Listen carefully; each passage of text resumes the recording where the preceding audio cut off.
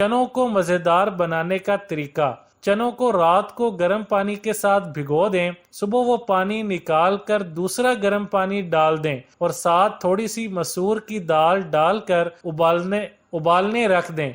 लकड़ी के चम्मच के साथ वक्तन फवक्तन चलाते रहें। जब चने फटने लगें तो 1 चाय का चम्मच बेकिंग सोडा डाल दें। ग्रेवी के साथ चने बहुत अच्छे बनेंगे। जिल्द की निखार के लिए 1 लीमू में 2 छोटे सुराख करके इसमें मिश्री के टुकड़े भर लें और सिल्वर फॉइल में लपेट लें। फॉइल में लिपटे लीमू को तकरीबन 30 सेकंड्स के लिए चूल्हे की आंच पर रखें और ठंडा होने के बाद फ्रिज में रख दें। इस्तेमाल के वक्त इसके चंद कतरे मुंह पर लगाएं और 1 मिनट बाद मुंह धो लें या गीली रुई से साफ कर लें। चंद ही रोज में चेहरा निखर जाएगा। चांदी के जेवरात में अगर चूने के चाक का टुकड़ा रख दिया जाए तो जेवर काला नहीं होगा। अगर गोश्त को जल्दी गलाना हो तो इसमें थोड़ी मिकदार में अदरक पीसकर डाल दें तो गोश्त जल्दी गल जाएगा। चांदी के बर्तनों की हिफाजत के लिए बर्तनों को अखबार की बजाय खाली कागज में लपेट कर रखें ताकि इनकी चमक बरकरार रहे। गंजपन के लिए नुस्खा पेशे खिदमत है। कड़वा सरसों का तेल और उसके हम वजन बादाम का तेल दोनों मिक्स करें। इस तेल को मुसलसल लगाएं। कुछ अरसा लगातार करिए, बाल उगने लगेंगे। जो बाल मिस हैं, गिर रहे हैं, गंजापन पैदा हो रहा है, इंशाअल्लाह मसला हल हो जाएगा। अगर आप चाहते हैं कि आपका मैदा ताकतवर हो तो ये नुस्खा लाजमी इस्तेमाल करें। सफेद जीरा और पुदीना बस। पुदीना सब्ज हो, खुश्क हो तो भी चलेगा। दही में मिलाएं। हल्की काली मिर्च जरूर डालें।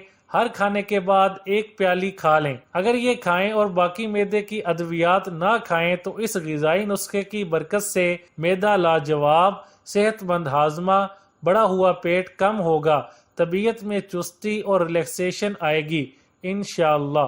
अंदर अटक जाए, खांसी हो, बलगम हो, रेशा हो, नज़ला ज़ुकाम हो या फ्लू हो, मौसमी असरात हों, उसके लिए अगर कोई दवाई लेता है जिसकी वजह से बलगम अंदर खुश्क हो जाए, उसके बाद अंदर इन्फेक्शन पैदा करे और इस इन्फेक्शन के लिए हम फिर गोलियां खाते हैं और दवाइयों से मसला ख़त्म होता नहीं। इसका हल ये है, इसके लिए अव्वल तो तुरखदूस किसी भी दवाखाना का 1 चम्मच सुबह शाम, दूसरा हरड़ का मुरब्बा इस्तेमाल करें। 3 हरड़ सुबह और 3 हरड़ शाम गर्म दूध के साथ।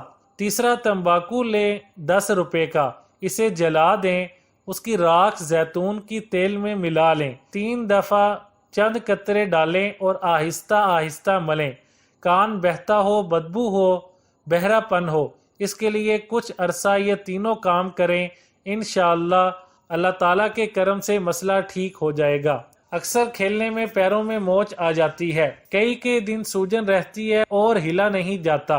जिस्म पर हादसात की चोटें हों, मार की चोटें हों, चोटों के असरात हों, उसकी तकलीफ हो, मोच हो, पट्ठा हिल गया हो, खिंच गया हो, शोल्डर वगैरह फ्रीज हो गया हो, 2 काम करें, इंशाअल्लाह सब चीजें ठीक हो जाएंगी। मोच के लिए 1 हल्दी और तिल का तेल बहुत जबरदस्त है। दूसरी चीज है हल्दी और फिटकड़ी। फिटकड़ी को तवे पर फूल कर दें और हल्दी साबुत लें, पिसी हुई ना लें। दोनों को बारीक पीस लें और दोनों के कैप्सूल भर लें। 2 कैप्सूल सुबह दोपहर, 2 शाम। जिसे एक्जीमिया हो, नाखून खुद गिर जाते हों, जिल्द का टुकड़ा गिर जाता हो, कट्स पड़ते हों और कट्स पड़ने से सर्दियों में बहुत तकलीफ का सामना करता हो, जिल्द सर्दियों में सुकड़ती हो, पुदीना देसी ले लें, उसे छोटे छोटे टुकड़े करें और दही पुदीना मिला लें।